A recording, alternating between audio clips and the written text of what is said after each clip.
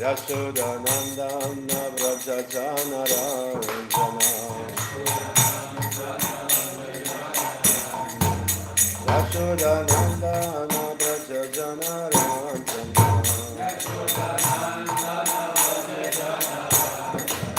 Yamuna Tiravanachari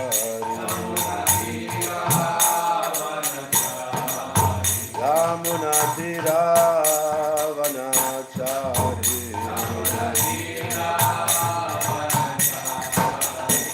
Jayo Radha Madhava Kunja Vihari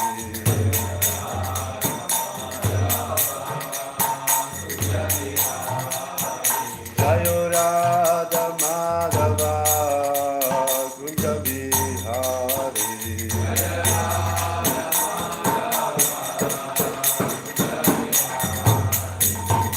Gopijana Vallabha Girivaradhari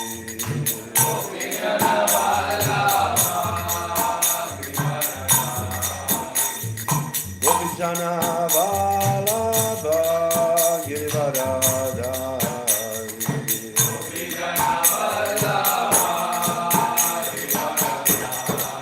Yashodanandana Vrajajanarajana Yashodanandana Vrajajanarajana Yamuna Tiravanachari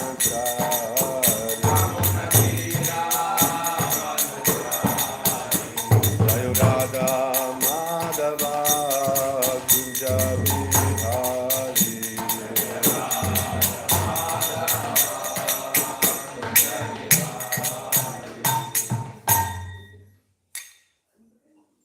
Shri Radha Madhava ki jai. Shri Chaitanya Charitamrita ki jai. So is a English. The Hare Krishna. Ja. Kannst du Englisch? Oh, wir haben devotees. So, we are reading first from Transcendental Diary of Hari Sori Prabhu.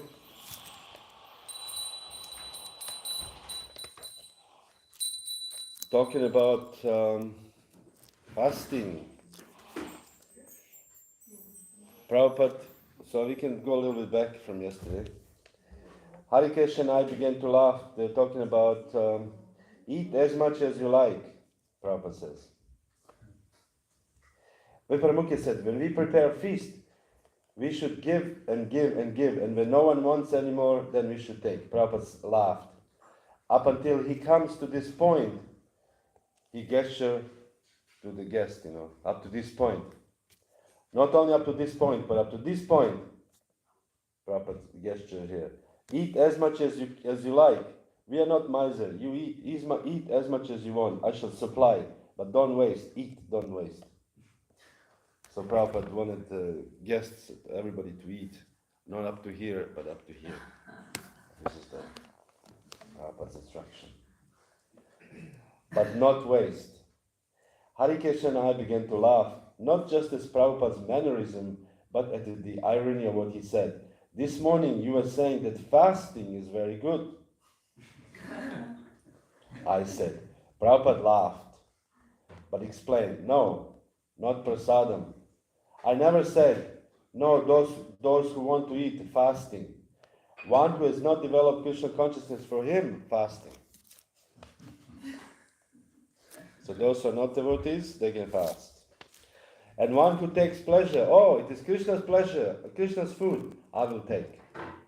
This is the idea. So we are not So we are not devotees, therefore we should first fast. And those who are devotees, they'll take as much as they like. I was telling fasting because I am not a devotee. He gave a self-effacing chuckle, meaning laughing. For me, fasting is good. If I eat more, atyahara. I suggest that we could appreciate Krishna Prasadam without filling ourselves up to the neck. Prabhupada maintained his liberal mood. Yes, It is for the devotee. A devotee can eat. As Chaitanya Mahaprabhu was eating, Govinda, his servant, complained, Sir, so many things are lying here, and everyone asks whether Chaitanya Mahaprabhu has taken my preparation. Oh yes, he has taken. So I have to speak so many lies. You understand? This was the story in the Chaitanya Charitamrita when every year devotees came from Bengal to Puri. So everybody brought some prasadam for Lord Chaitanya. Particularly, there was a description in the Chaitanya Charitamrita of one devotee, Raghava Pandit, and his wife and him. They cooked so many different preps, and they was bringing these in the bags. So these bags became famous as Raghavera Jali, the bags of Raghava Pandit. So these bags are special prasadam. And there's description, page after page, in the Chaitanya Charitamrita about these different preparations where they cooked. And Srila Prabhupada said at the end, those who read this, they should compile a cookbook made of these recipes. And so they will bring to Lord Chaitanya so much food. So Lord Chaitanya, when he was staying in the house of in the Puri, he was staying in the house of one devotee. I can't remember the name, but there was one lager room, only for prasadam. Devotees bring prasadam, so he stored this prasadam, and this was always full. This lager room. So Lord Chaitanya couldn't eat everything at the same time. So he said that this prasadam was staying fresh even after long time, even 1 year after. This prasadam would stay fresh. But Lord Chaitanya had to eat because every time the devotees ask, did the Lord eat my prasadam?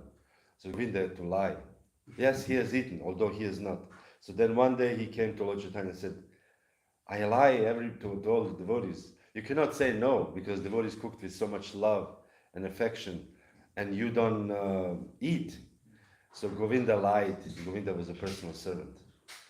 So he said, can you please eat? So Lord Chaitanya went there and he was eating his day and night. He was eating this prasadam. So this is a very important point, Krishna consciousness prasadam, actually. Very important point. And when you think like it's just a food, but it's not just a food. Prasadam somehow, we know in the fasting days, without prasadam, it's not the same Krishna consciousness. Somehow it's different. Of course, we fast because we fast, how you say, with great joy during the Janmashtami or Gaur Purnim. But then at the end of our fasting, we are rewarded by the extraordinary prasad, which is really unhealthy, but who cares? Who cares? We fast all day, no water, and then evening you eat huge puris and all fried cheese and everything, and this is prasadam. So Prabhupada says here, one should not, fasting is for those who are not devotees, to come, because you see, not just fasting, but the austerities, ultimately. Austerities are meant for those who are not pure, to become purified. But for devotees, the austerity is a devotional service. This is the actual austerity. For the devotees, the biggest austerity of all is to follow the instructions of the spiritual master. This is like the biggest austerity. Because some people may be expert in fasting, some people may be expert in meditation, whatever, but to follow the instruction of spiritual master means you have to actually divert your own being, your own existence, to actually try to please somebody else constantly. That requires great austerity.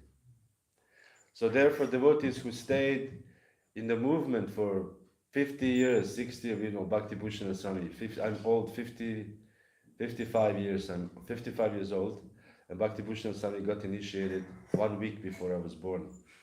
So he's 55 years practicing Krishna consciousness, coming to Mangalarti, chanting Hare Krishna.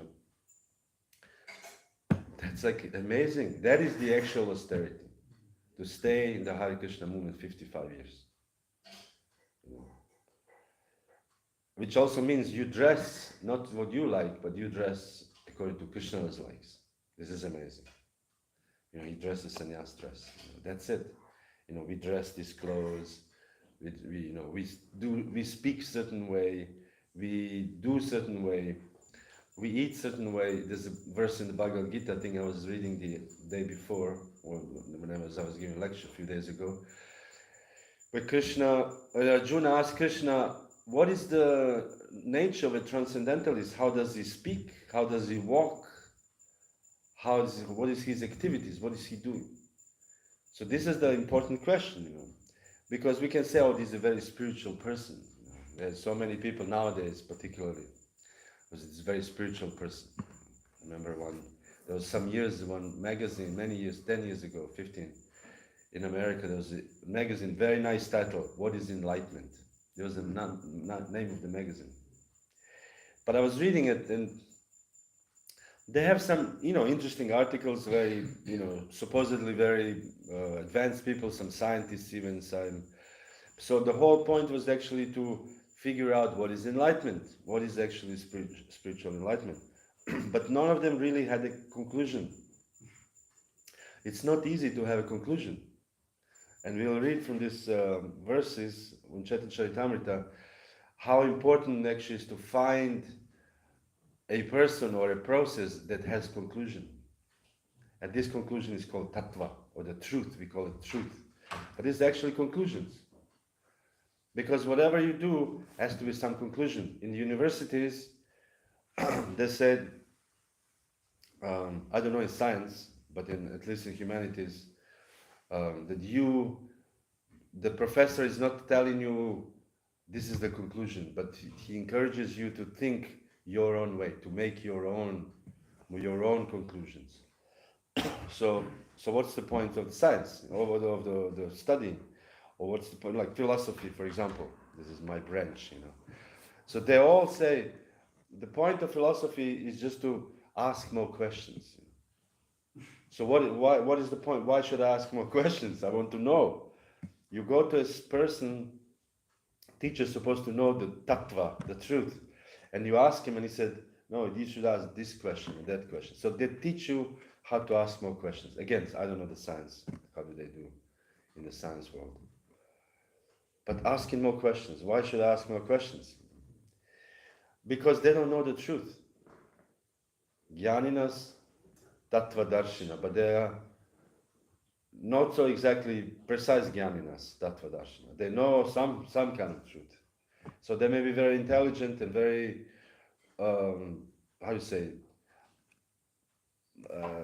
perceptive of this world, and they have very insights, but they don't have the truth. They don't have the tattva.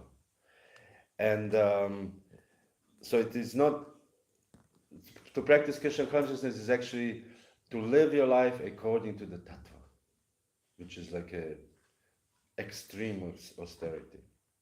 That you can say, well, this is the truth, and you have to live by this truth. You cannot say, well, I thought this way, or maybe this is better to me, and no, this is the truth. And we may not be able to live up to the truth, ourselves. We are, of course, we are the Kali Yuga, products of the Kali Yuga.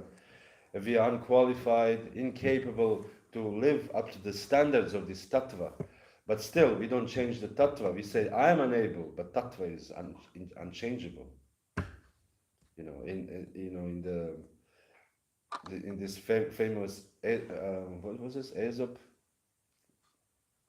fairy tale, he gives a story of, he uses the animals to speak, and so he uses the fox, the story of a fox wanted to eat the grapes, and fox was like looking forward to eat these grapes because fox knows whether this grapevine grow, and he goes there to the grapes, and somehow grapes are a little bit elevated. So fox tried to jump to eat those grapes. Jump, nothing happened, he cannot reach, and then the fox must be sour, or the grapes must be sour. I didn't want it. So the meaning the fox changed the tattva of the grapes to suit his or hers. I don't know, was it female or male, so nowadays, and it's very important, to suit its failure. So we don't change the tattvas. We don't change the tattva. So this is the austerity. This is actually the austerity, not to change the tattva and to always have like a compass. If you put compass on the north, it's always north is always there. Whether you turn this way or that way, or lay down or stand or jump, the north is always there. It's unchangeable. So this is the tattva. Anyways, Prasadam ki jai. So let's see to finish this. So Govinda has said, "Sir, so many things are lying here, and everyone asks whether Chaitanya Mahaprabhu has taken my preparation. Oh yes, he has taken. I have to speak so many lies. You don't take. What can I do?" Govinda said. And Lord Chaitanya said, "All right, bring it, bring it." So he began to eat for 100 men's foodstuff. He finished. Then he asked, "Any more?" So now only the bags are there. Everything finished. So he ate everything, one after another, one after another. "All right, bring." So he can eat. We cannot. So this is the nectar pastimes of Srila Prabhupada. And also nectar pastimes of Lord Chaitanya. Interestingly enough, that Govinda lied. Devotees should not supposed to lie. Actually, Vaishnava, Brahmanas are not supposed to lie. They're supposed to be Satyam. Because we are worshipping Satyam Param Dhimahi. We're worshipping the absolute truth, which is truth. So we cannot lie. How can Brahmana lie? But this lie is a loving lie. Because he doesn't want to get anything. He just felt so bad. The devotee is offering food to Lord Chaitanya. So he lies out of love. So again, to point out the devotional service, particularly our Brahma Madhva Gaudiya Sampradaya, in the line of Chaitanya Mahaprabhu, it's beyond Brahmanism. It's beyond the, how do you say, basic rules, because the love conquers the tradition, or love conquers the how do you say?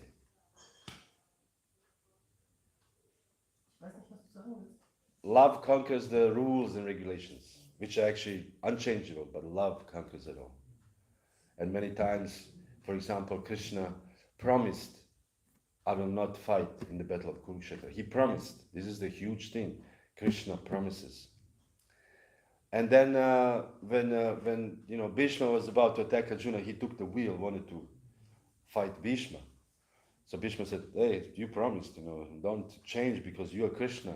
You should not break your word." But Krishna was ready to break his promise to protect his devotees. So it is the higher principle. And we know also Krishna himself was lying when he was a child. He ate some dirt, and Mother Yashoda, the boys, they came and said, "Mother Yashoda." Interesting enough, the boys, in the purport of the Acharyas, the boys addressed Mother Yashoda that Krishna ate the dirt. And the purport says that the boys addressed Mother Yashoda because for them the highest authority is Mother Yashoda. We have authority, we call police or whatever, but for the boys, there's no other authority than Mother Yashoda is the highest. That's it. So they immediately went to Mother Yashoda and asked her, "Krishna ate dirt." And Krishna says, "No, I didn't.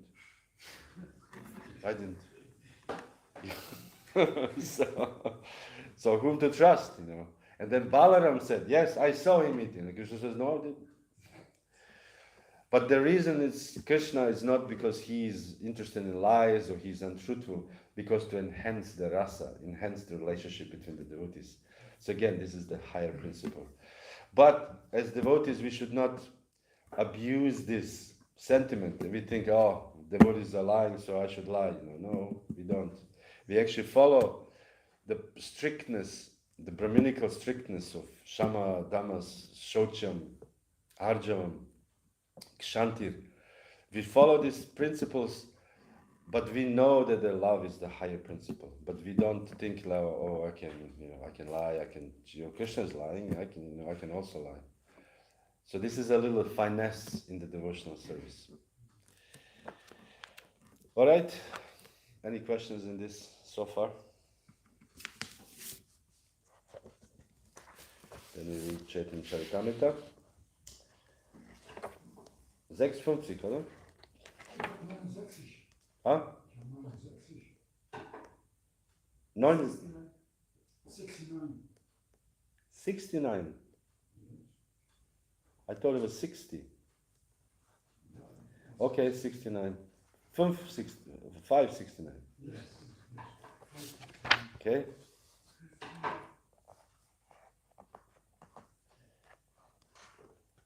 Jaya Jaya Shri Chaitanya Jaya Nityananda.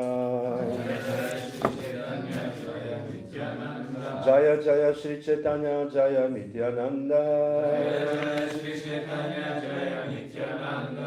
Jaya Dvaita Chandra Jaya Gora Bhakta Vrinda. Jaya Dvaita Chandra Jaya Gora Bhakta Vrinda. Tabe Amika Hilan Shuna Mahamati. Tomara Stri Putra Gyati Rana Habe Samati.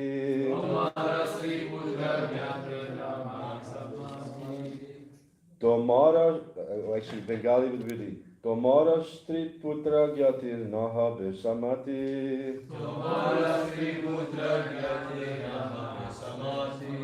Isn't it? Tabe Ami Kailan Shuna Mahamati. Tomar Sri Putra Gyatir Naha Besamati.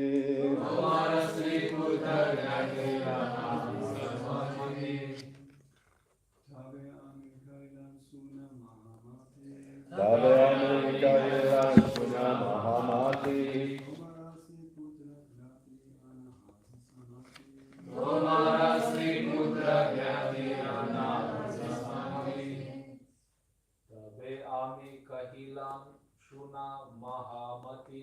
Tabe ami kahilam shuna mahamati. Tomara stri putra gnatira na habe sammati. Tabe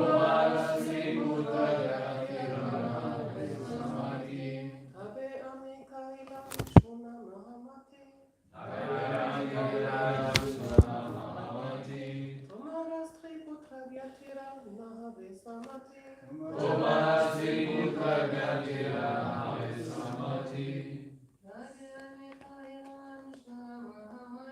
Tabe ami kahilam shuna mahamati. Tomara stri putra gyatira naha besamati. Tabe at that time. Ami I Kahilan said Shuna please hear Mahamati O intelligent Brahmana Tomara your Stri Putra wife and children Gyatira kinsman Nahabe Samati will not agree. I then said, no, I'm reading. Please hear, you are a learned Brahmana. Your wife, friends, and relatives will never agree to this proposal. So this is the story here for those who came first time to this story, is that the Brahmana, one old elderly Brahmana was visiting holy places of pilgrimage, and then on the way, you meet some person and become friendly, and he befriended some young Brahmana.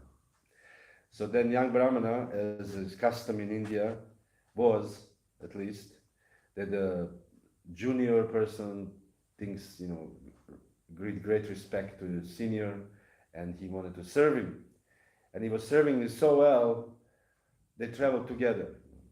And then all the Brahmana said, oh, I'm so pleased with your service. I want to give you something. I don't know, what can I give you? I know. I have a marriageable daughter of marriageable age. I can give you my daughter. And the young Brahmana said, hold on a minute. You are a respectable gentleman. You are, wealthy, coming from a very high family. I'm poor and I'm not really, although we're both Brahmanas, but still it doesn't, he said, it will not match. He said, your family will never accept this proposal. They said, you are learned Brahmana, your wife, friends, and relatives will never agree to this proposal. So text 70. My dear sir, you will not be able to fulfill your promise. Your promise will be broken. Yet again and again, the Brahmana emphasized this promise. He said, no, I actually want to do it. Next verse. I have offered you my daughter. Do not hesitate. She is my daughter, and I shall give her to you. Who can forbid me? It's my daughter. Of course, nowadays, it's different. That at that time, somehow or other, people thought that they are possessing the daughter. The daughter is my possession. I think we went a little bit out of this. That we don't consider our daughter our possession. Like you have a cow or a goat, you have a daughter. It's mine. We don't treat our daughters in such a way. At that time, next text 72, I concentrated my mind and requested the Brahmana to make the promise before the Gopal deity. So this young Brahman narrating the story. So he said to the young Brahmana, said, okay, if you really want to do it, but, sign it, as we say. If you want to do something serious, we should make a Vortag, contract, and sign it. So you have a legal. So at that time, the contracts didn't work. They didn't have a paper or signature, but they promised in front of the deity. So, number 73. Then this gentleman said in front of Gopal the deity, my dear Lord, please bear witness. I have offered my daughter to this Brahmana in charity.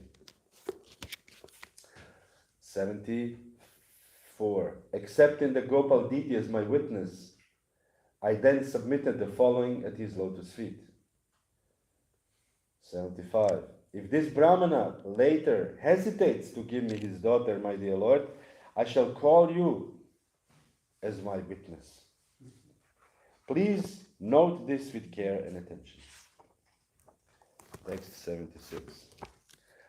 Thus, I have called upon a great personality in this transaction. I have asked the Supreme Godhead to be my witness. The entire world accepts the words of the Supreme Personality of Godhead. So, this is the story just before. Then, they went to the village, and he asked, okay, now give me your daughter. And they said, no, I didn't do this. This is not true. I didn't say it. And then they even accused him.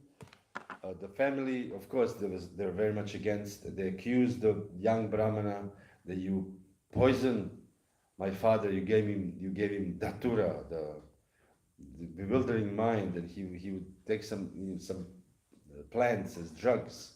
So he would speak nonsense. So then the boy said, no, actually we promised in front of the deities, and he promised in front of the deities, and I should call Gopal as witness, Sakshi Gopal. So this story has many interesting points here. As whole Chaitanya Charitamrita actually is a very wonderful book, because in Chaitanya Charitamrita there's so many different, you can say ethical questions, to actually see how the devotees relate, first of all, between each others, and also how do they relate between Krishna themselves, and how the society of the Vaishnava works. And also, how did Chaitanya Mahaprabhu relate to the different people? So this is we can say ethical questions, or social questions, which you may, in other books, not so easy. Like Dhruva Maharaj, who can sit to meditate and don't breathe for 1 month, to do some heavier stuff. This is very difficult. But Chaitanya Charitamrita has more practical, you can say, issues that we can relate ourselves. and therefore it's important for devotees to reach Chaitanya Charitamrita. And this particular story has very interesting points. First point is that they consider deity made of stone as a living thing, as a living being. Deity of Krishna is a living entity, which is quite an interesting concept, because we know Krishna exists everywhere, even in the smallest atoms, and Krishna is all pervading, and also he has a personal form, he has a Paramatma feature, and his impersonal feature, and personal form. But then how is this deity of Krishna who speaks different from Krishna, although it's the same Krishna, but it's actually different Krishna? Because it's a deity of Krishna, like we have Vijay Gauranga Nitai, they're different from, I don't know, deities in Mumbai, but they're the same. But at the same time, they're the same Krishna, as we in the story of Madhavendra Puri, when he wanted to bring the sandalwood to Vrindavan, and the deity of Gopinath said, "Oh, you don't need to go to Vrindavan, just stay here and smear on me, and it's the same." Suddenly it became the same, but it was not the same, because Gopal is a different deity than Gopinath. But at the same time, it's the same deity, it's the same Krishna. So it's a mystery. Krishna is a very mysterious person, because he's a supreme Yogeshwara, the master of mystic powers, that we cannot understand the mystic powers Krishna has. In the Brahma Vimohana Lila, how Krishna manifests all this, and Brahma was shocked. He manifests children and cows and calves, the calves and children, and all the parents did not notice. Imagine, you have a child and fake child comes to you, and you think this is your child. So Krishna's supreme mystic powers. And then the worst, for me, well, I was reading this in Simhachalam, for me the most, you can say funniest, I don't want to say funny, but it's the funniest thing, is when Brahma came and Krishna revealed himself, all these children and calves, to be Vishnu himself. And suddenly Brahma had a darshan of thousands of Vishnu forms. I mean, this is we have a darshan of the Lord, and he has thousands of Vishnus at the same time. This is an amazing darshan. Imagine room full of Gonitai suddenly. Be like, oh, okay. So, because Krishna is the Yogeshwara, he's the master of all mystic powers. Nobody can understand the powers of Krishna. So this is where the deities, and this is the one point, the deity is actually non-different from Krishna himself. And the deity is a living entity. The deities can serve as a witness. Second thing, what I thought is very important, is that the devotees, they accept Krishna's deity so seriously. So seriously. Srila Prabhupada says in some instances, in previous times, in villages, when there's a dispute in the village, they go in front of the deity. And they say, okay, now you tell who is lying, who is not lying. And they know I cannot say a lie in front of the deities, because deity knows if I'm lying or not.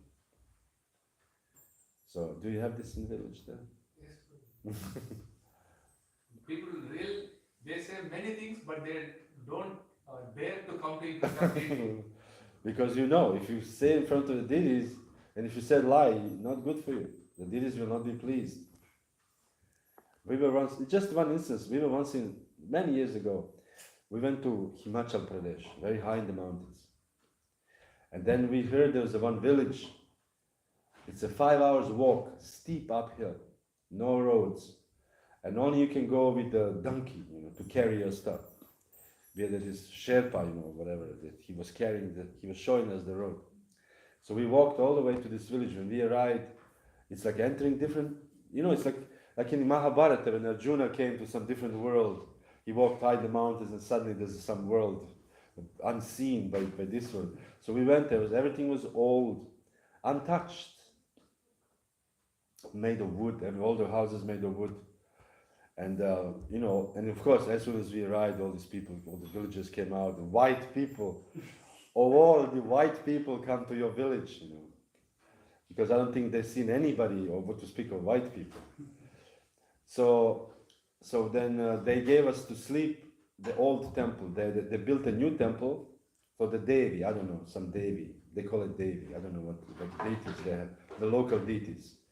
And then we slept in the old temple. You know, they gave us we could cook there. They gave us the ghee. This was like, this ghee I can never forget. They gave us the flour with their own grains, and they gave us ghee as a gift. So we made the morning, we ate chapatis in ghee. This was the tasty, I cannot describe how tasty it was. The wood made of, fire, everything is there. It was a very, very amazing thing. But at night, I woke up, I was sleeping light at that time. And I heard some steps. I said, oh, somebody's coming to rob, rob us or something. And then I sneaked slowly to the door, opened the door, there was nobody. Because it was a wooden, how you call wooden porch. And then again I slept, and then another devotee woke up. And then he both heard. We quickly opened, nobody. So they said, let's pretend that we are sleeping, but just look.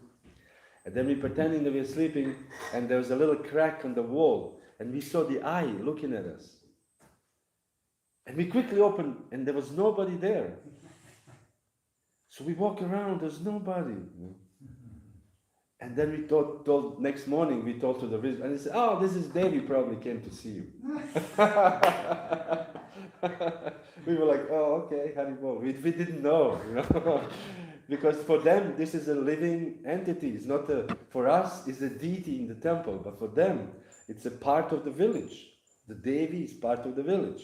So it's our Devi probably came to see, she was curious to see who the Angrejis, the Westerners. So this was, for us, was very revealing. But this is how it is. The deity is actually part of life. And this is how deity should be. The deity should be part of life. And therefore the deity is Prabhupada installed these communities. First community Prabhupada established is Los Angeles community. And Prabhupada says that this community should be the example to actually how to develop many communities around the world. And everything is centered around the deities. The deities are the center of the community, Rukmini Dvarkadish are there. So the deities here, we have Shishigonikai, they're the center of this community. So the deities are the heart of the community. So we live with the deities. So therefore, we have many temples, like, in South India, you have Guruvayur, then you have Venkateshwara, Balaji, then we have Nataji, Shri Nataji, then whatever the deities. But this, particularly Nataji, and also Balaji in South India, the whole city now is based on these deities. It's the center, is the deity. If you go to Natadvar, Udupi also, wherever you go, the deity is the center. So the whole village people and the pilgrims, they all come to see the deity. They bring gifts or whatever whatever have. But the point is that this is the actual spiritual communities. The center is the living deity, and so many stories how deities appear in people's dream, or people to fulfill their desires. Many people are not spiritually inclined, but they have a trust in deity because the deity fulfill the desires, for example. So many. All these deities actually fulfilling the desires, so many examples. Otherwise, why would people come? Somebody says, when I was in Guruvayur, and somebody says, the deities fulfill everybody's desire. Whatever you desire, deities fulfill. Everything, anything. This is the experience, mass experience. Imagine, whatever you desire, Krishna fulfills everything. So the people have so much trust and so much love for the deities, they bring all kinds of gifts, all kinds of presents, all kinds of, they offer all kinds of services. In Natadvar, I know that the deities get, I don't know, daily how many these buckets of ghee, daily hundreds of buckets of ghee. And the deities the deity is the owner of the land, and there's so many cows. The deity is the owner of the cows. So this is the, you can say, Vedic community, where the deity is in the center, and all the villages and all the people and pilgrims, they center around. They come and to offer service to the deities. So this is actually also the goal of ultimately Krishna consciousness, to establish the deities all over the world, as Prabhupada did, and to actually make the deities the Krishna's center of all the activities. So this is the second thing, establishing deity as a living thing. And third thing is the promising of the Brahmana. The Brahmanas should be truthful. Their words should stay truthful.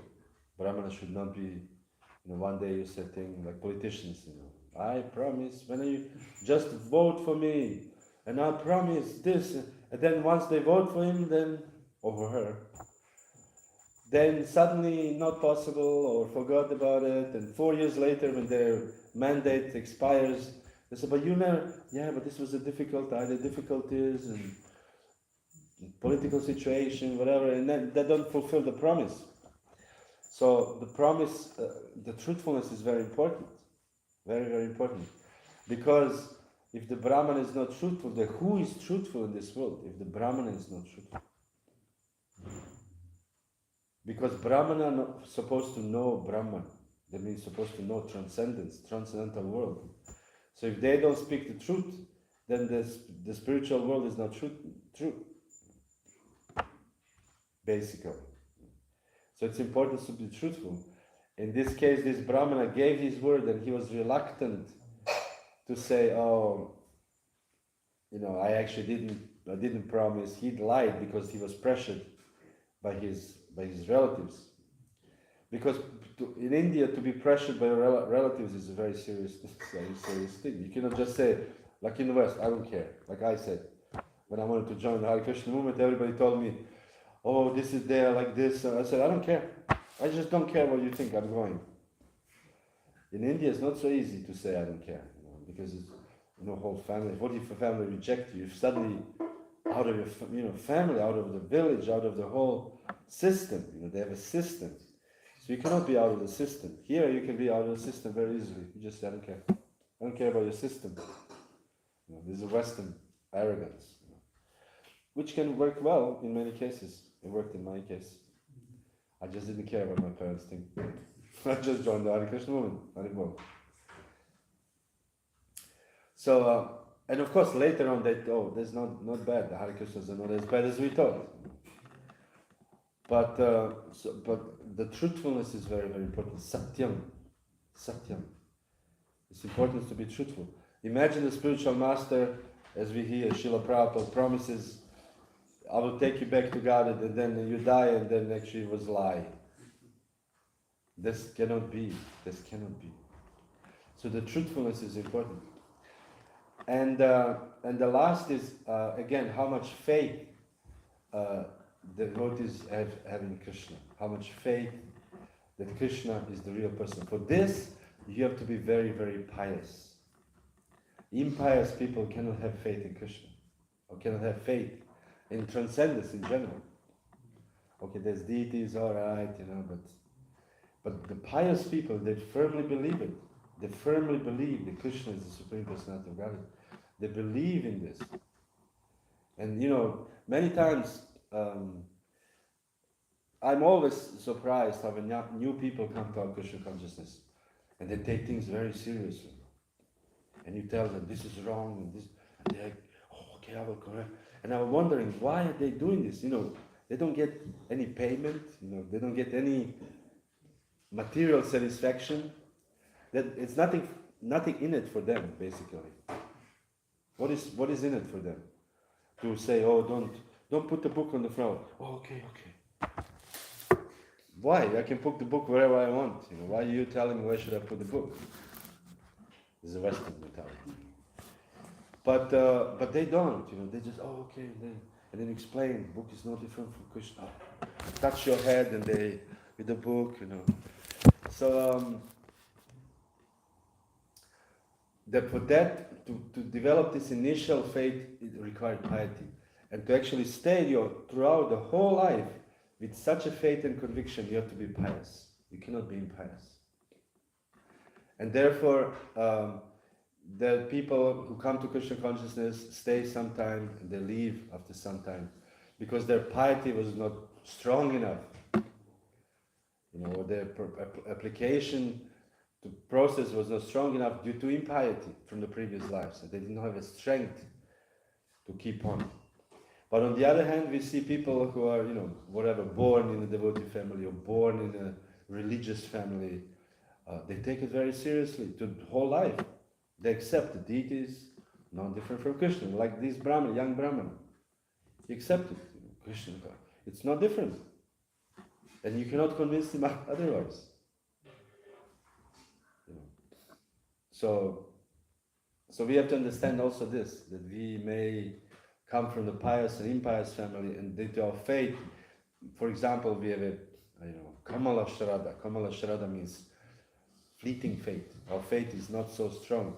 This is because of our impious life, previous lives.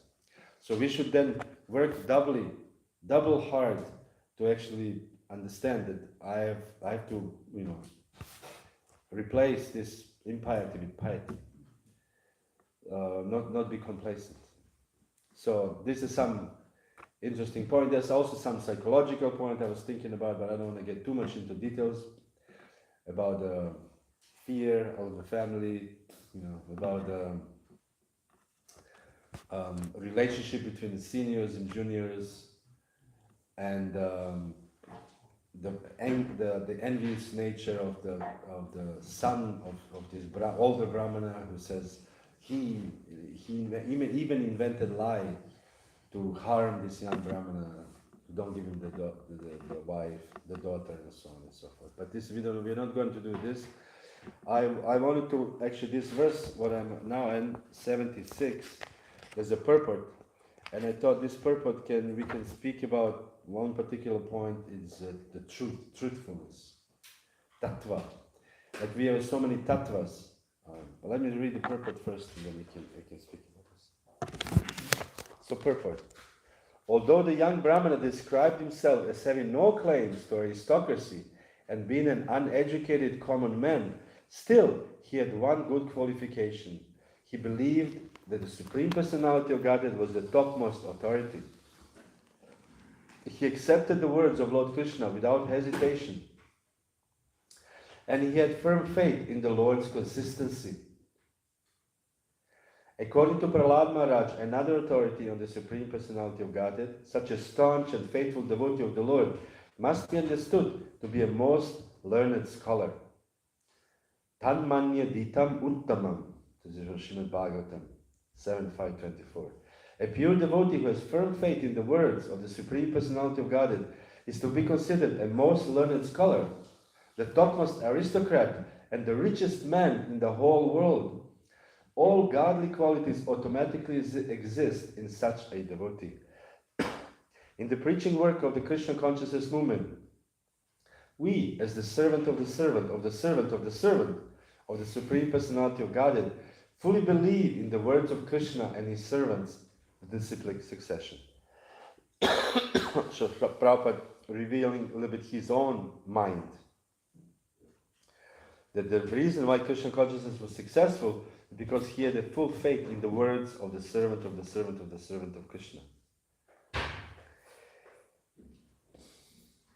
In this way, we are presenting the words of Krishna throughout the world, even though we are neither a rich man nor a very learned scholar, and even though we do not belong to any aristocracy.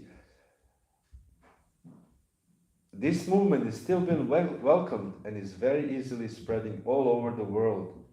Although we are very poor and have no professional source of income, Krishna supplies money whenever we need it. Whenever we need some men, Krishna supplies them. This is Prabhupada's personal realization. Thus it is stated in Bhagavad Gita 6.22, Yam labdva chaparam labdham manyate nadikam tataha. Actually, if we can attain the favor of the Supreme Personality of Godhead Krishna, we do not need anything else. We certainly do not need things which a mundane person considers to be material assets. So this is some insight of Srila Prabhupada's personality, and insights of Srila Prabhupada's, as they call it technically, the academic word, methodology. How did he practice Krishna consciousness? Whatever we do, there's some method we do things. If you clean the floor, I learned when I was very young bhakta, and I still practice it now, how to clean the floor. One devotee told me. So if you clean like this, you're just smearing the floor. So therefore you should clean like this. Zip, zip, zip, zip. So I learned this, and even now I'm following this. Ingrained in my mind after 30 years how to properly clean the floor. So this is a methodology, how to do things. So this is how Prabhupada does Krishna consciousness. He does it by having firm faith in the words of the previous Acharya, particularly his Guru Maharaj. This is how Prabhupada practices. And then, depending totally on Krishna, and whatever Krishna supplies, he accepts it. So he said, I may not be a rich man, or not coming from aristocratic family, or I may not be a super scholar, but I have a firm faith that Krishna will supply yoga kshemam vahamyaham, this verse, anaksektasya vishayam, yatarham upayunjate. Now this is the verse, different verse. Anantas chantayantoyam, ye janya paripasate, tesham nitya vyuktanam, yoga kshemam vahamyaham. Krishna says, whatever you lack, I will supply. So Prabhupada had this faith that Krishna will supply, and that Krishna will give whatever he needed. Prabhupada obviously needed manpower to spread the Krishna consciousness movement, and Krishna supplied. He said, whenever I needed man, Krishna supplies something. And whenever Prabhupada needed money, Krishna supplied. On the end, Prabhupada became the richest man, one of the richest men in India, ultimately. His astrology chart said that the Prabhupada will become as rich as Birla. Birla is a very rich family in India. Nowadays there are other rich families. Ambani. Rich families in India. But Prabhupada was at that time on the level of Birla, the richest family. But Prabhupada actually had nothing. What Prabhupada had is sabji, rice, dal and chapatis. This is what he ate, and he stayed sometimes in a hut in Mayapur. In New Vrindavan, there's this famous picture. Prabhupada sits in the grass, and there's a little small table, and he's writing on this small table. And that's, sometimes he stayed in a nice place, in a hotel, in Geneva, when he visited Switzerland. But Prabhupada was completely indifferent to all of this, because this is what Krishna gives. In the Srimad Bhagavatam, when Prahlad Maharaj was touring his kingdom, this is later on when he grew up and became a king. He was touring his kingdom, and on the road, he met a fat man laying on the ground. Fat is important, fat man. And this fat man obviously was not moving. They said that he accepted this Python yoga. Python is a snake. It just doesn't move much. I don't know anyway experience, but we don't have pythons here. But he just lays sleeping basically on the trees. And when he sees somebody comes, a cow or something, buffalo, he just drops and then he strangles this animal. And then when the animal dies, then he eats it and then he sleeps again for a long time. This is a python. So Python yoga apparently is a... They should introduce this in yoga studios. Python yoga, you just basically don't move anywhere. You just lay and just pass urine and stool right there on yourself, and just depend on Krishna. And this fat man, and he was fat, the person who did this Python yoga. So Prahlad Maharaj said, this is a little bit a paradox. You're supposed, because if you depend on others, when is somebody comes to give you food to eat and you're fat? How is this possible? And he spoke these very nice verses. He said, sometimes I'm fat, sometimes I'm skinny, Sometimes I'm wandering from this universe to that universe, to the heavenly planets, to the hellish planets. He said, this is just a coincidental. Whatever happens to me is it's a coincidence. It happens due to my karma. He said, but I'm not any of this. This has all come from Krishna. It's Krishna's mercy. The Prahlad Maharaj learned a great lesson. So this is the lesson of a devotee. Devotees, although we strive to work hard like Arjuna, to fight, but we know at the same time that everything depends on Krishna. Everything depends on Krishna. And therefore devotees always accept things, whatever they come to them, as Krishna's mercy, as Krishna's prasadam. So we will get some prasadam after this class. We don't know what are we going to get, but some prasadam will be there. Some mercy will be there. Once we made one devotee, we made a big, I think 10 kilos of sweet rice. It's very nice. And I cooked it actually. And I cooked it. And somehow, I don't know why, I wanted to follow the recipe. But what I made a mistake, instead of 16 spoons of sugar, I put 16 cups of sugar. I don't remember exactly, but it was something. Instead of 1 spoon, I put 1 cup. So there was like maybe 30 cups, I don't know.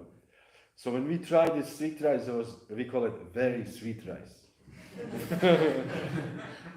And it was sweet rice, but it was a very sweet rice. And then we used it for at least a month later on to sweeten up our muesli. We are making half a flock, and we just use a little bit of sweet rice, just 2-3 spoons of sweet rice to sweeten up your half a flock.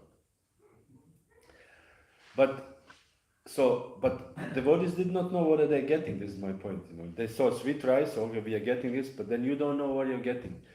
But if you know everything comes from Krishna, you accept it as prasad. So, of course, we see here this Brahmana somehow did not accept as prasadam that they don't want to give him the daughter as a wife. He said, hold on a minute, you promised. And he also, devotee wanted to glorify Krishna, that Krishna actually can do unimaginable thing. An unimaginable thing, the young Brahmana went back to Vrindavan. Actually, there was a temple, this is near Yoga Pit. There was a small temple, and it's few years ago I was there, and this temple, supposedly this was the original temple where Sakshi Gopal stayed as a deity in Vrindavan. So they walked from there to South India. I don't know where is exactly the Sakshi Gopal. Anybody know Sakshi Gopal deities? Where is it? So walked hundreds of kilometers, hundreds and hundreds. The deities walked. Because the young Brahmana went and he said, you promised to be a witness, so I'm calling you to be my witness. And the deity said, okay, I promised. So which is also very sweet relationship between Krishna and the devotee. Devotee is not only, okay, Krishna, but Krishna, no, you promised, you have to do this now, It's like an extra relationship with Krishna. And the deity said, I will walk behind you, and you have to cook 1 kilo of rice every day. This is what deities ate, only 1 kilo of rice a day. It's lots of rice, but because lots of walking, you need some energy. And don't turn your back, don't turn your head to see me, and you will just hear the ankle bell tingling behind you. This is a proof that I'm behind you. And he said, as soon as you turn your head, I will stop walking on that spot. So the Brahmana walked, and he heard cling, cling, cling. The deities was walking behind him, hundreds and hundreds of kilometers. 13 days of walking. Sorry? 13 days of walking. 13 days. There's a lots of walking. And then sorry? How many days? 13. And then when they finally arrived, what language do you speak? Origin? Yeah, Russian. 13. So when they arrived in front of the village on the little hill, so the Brahmana boy wanted to make sure that Diti is behind him. You don't want to go and say Diti came and Diti was not there. So he turned back and Diti was there. Diti was standing. And So the boy then went to the village and brought all the villagers up to see. So this is also a special relationship between the deities and the devotee. So let me just, what I wanted to speak a little bit, but it's a little bit late, maybe this is subject to another lecture, about the tattva. How important is actually, in the Krishna consciousness we have these tattvas, or these truths, which are unchangeable. So for this, we all feel safe and secure. Like you have a lock on the door, you lock and then you're safe. Imagine all these houses, all this that they don't have locks or they don't have doors.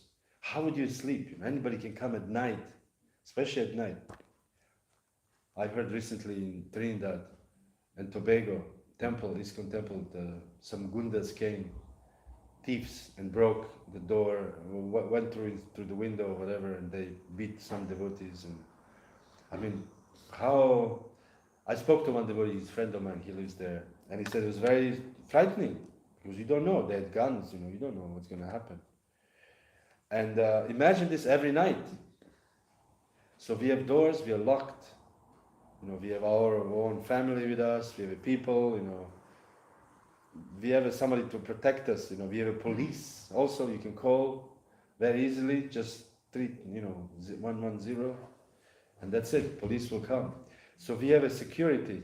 So this is in Krishna consciousness, our spiritual security is the tattva, the truth. So we have a guru tattva, unchangeable. Tasmat guru prapadyeta jigyasu shreyamutam. If you want to know the truth about Krishna, go to Guru. There's no other way. There is no other way to find Krishna without Guru. Not possible. Because Guru is the person who opens the eyes of transcendental knowledge. So we all have, by the mercy of Krishna, we have Srila Prabhupada as our, grand guru, or grand guru, or grand guru in the future. But we have a guru who actually opened our eyes with the transcendental knowledge. He wrote all these books, and so this, what Prabhupada gave, opened our eyes in the darkest, Kali Yuga. So this is unchangeable. These books, what is in there, it's unchangeable, not changeable. The truth, the tattva of this guru. Then we have, actually, I looked at, there was a book by, it's not compiled, book of Bhaktisiddhanta Saraswati's verses, where he was reciting to his devotees. And these verses somebody compiled later on, and this book called Gaudiya Kantahara, the pearl necklace of the verses. And the book is divided into different tattvas. So there are like 18 different tattvas. Guru tattva, Bhagavat tattva, the truth of Srimad Bhagavatam. Then we have Vaishnava tattva, describing actually who is the Vaishnava and what is the role of a Vaishnava. Then Gaura tattva, what is the truth about Gauranga Mahaprabhu. Nityananda tattva, Advaita tattva, Krishna tattva, Shakti tattva, the energies of Krishna. Bhagavat Rasa tattva, relationship between Krishna and the devotees. This is there's a tattva, the truth. Jiva tattva, Achintya Beda tattva, and so on and so forth. 18 different tattvas. So this, again, to our luck, somehow we are very Bhagyavan. Bhagyavan means fortunate. Brahmanda Brahmite Kona, Bhagyavan Jiva, Guru Krishna Prasade, Paya Bhakti Lata Bija. That so many billions of souls are, as Prabhupada used the word loitering. Loitering means walking without aim. Like a street people, they just walk to this place and then go to another place. There's no loitering. In this material world, universe, Brahmanda. But when one is Bhagyavan, fortunate, then this person will get the mercy of Guru and Krishna. They will meet Guru and get the mercy of Guru. By the mercy of Guru, they will achieve Krishna. So we are very fortunate to have these tattvas, which are unchangeable. And therefore, we feel safe. We have like 7 locks. Sometimes, recently, where was I in one country? There were like 3 locks or 4 locks. 1 lock is not enough. Or there are these special doors, there's one friend of mine, he had this door which is like unbreakable basically. The fire brigade, when they come, they cannot break the door. He paid so much money for like a small car, But he said it's important because you don't know at night. So we have this unbreakable door of safety and security with all these tattvas, which are unchangeable truths. What is Gaura? Who is Nityananda? Who is Advaita? All these things are not changeable. And then suddenly we say, oh, Gauranga is actually not Krishna. He's actually some jiva. Or no, he's not. He's not changeable. This is who Lord Chaitanya is. And therefore we have to learn these tattvas. And then we become ourselves tattvadarshi. What is it? Jnaninas tattvadarshina. They have tadvidi pranipatena pariprashnena sevaya upadekshanti te jnanam jnaninas tattvadarshina.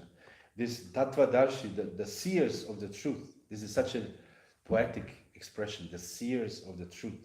Because those people they have seen the truth. They've seen Krishna, they have knowledge, full knowledge of Krishna and all these other tattvas. And they have seen it, not just theoretical, they actually seen it, tattvadarshi. And therefore for them, whoever approaches them, they will get the mercy, the spiritual knowledge. And we as devotees, as keepers of the flame, they have this Olympics, they carry this flame, I don't know how many 42 kilometers, I don't know, what is it? Anyway, they carry this eternal flame, apparently. They carry the flame and then you light the flame and Olympics can start. So we are the keepers of the flame of Krishna consciousness. And we have to somehow become ourselves, tattvadarshi. We may not necessarily become a guru with 10,000 disciples or 60,000 disciples, but we can become guru with 2 disciples, not even initiating disciples, but we can become guru to our parents, to explain the tattva to them. As Prabhu was saying yesterday, we are the 5 people. 5 people. This is the tattva.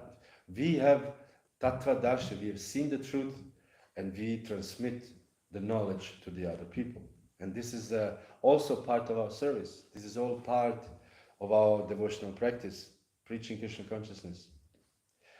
So, therefore, we are very happy, we are very fortunate that we are Bhagyavan, Jiva.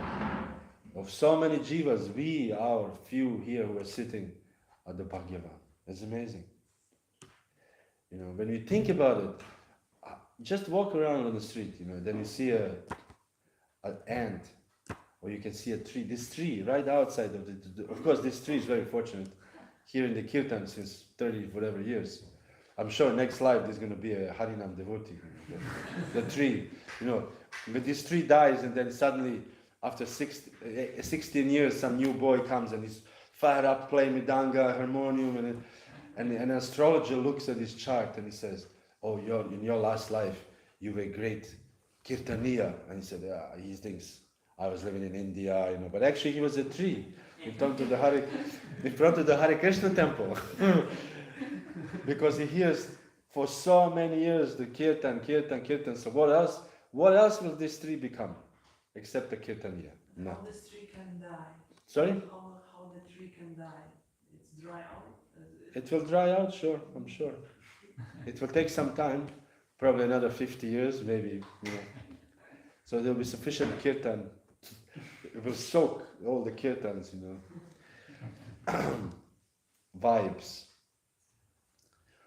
So we are very fortunate, but walk anywhere else, walk in the forest and there's another tree or there's a bush that's never seen Krishna, it will never see Krishna. Never.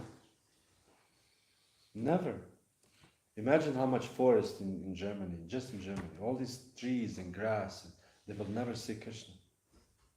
They never hear the Krishna's holy name. It's amazing.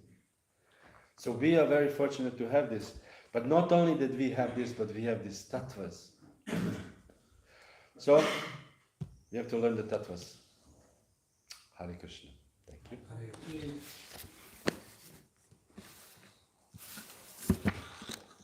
Any questions or anything, half comments, not full comments? The deities in Rajpur also, they are very Extraordinary. yeah. Some people, Rajapur is a place in Mayapur, and these deities, Jagannath, Bala, Subhadra, are very living deities. There are some deities that are living deities. You know, they're very. You see them and they feel like they'll jump off the altar and speak to you right now. Some deities are like this.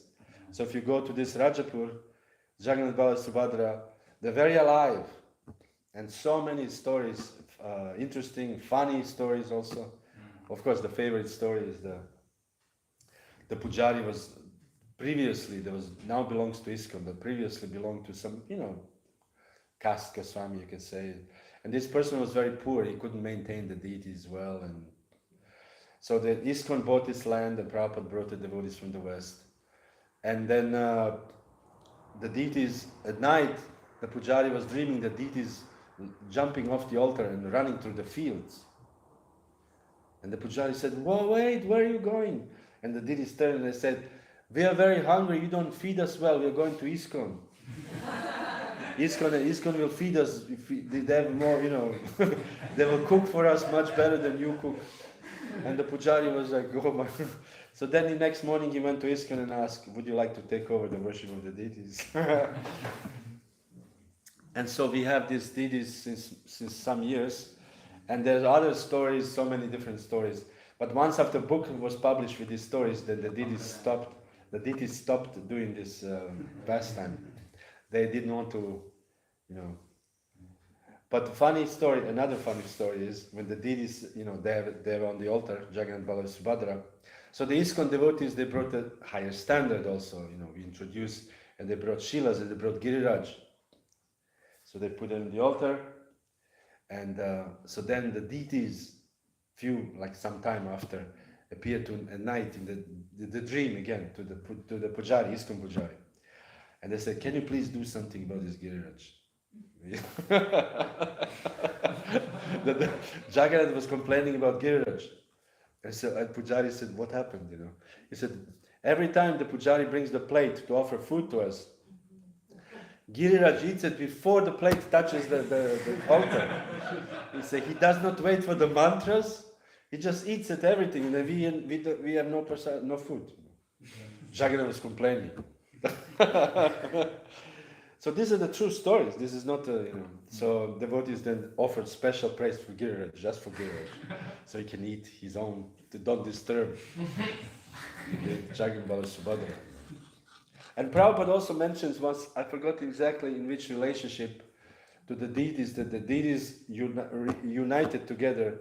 And Prabhupada said, due to some how do Prabhupada put, what words did he use? He used the word misunderstanding between the deities, or something like this. He said they have to separate, because the new deities came on the altar and the other deities didn't like it. So there was some misunderstanding. Prabhupada used misunderstanding between the deities. So the deities had to build separate temple for the deities, which is again interesting because the deities of Krishna is Krishna. It's all Krishna. But at the same time, these deities don't like the other deities somehow. Quarrel. I think Prabhupada used the quarrel between the deities or something.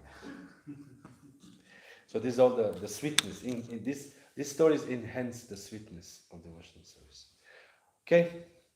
Thank you. Hare Krishna. Srila Prabhupada ki jai. Shri Chaitanya Charitamrita ki jai. Gaura Premanande. Hari Hari Bol.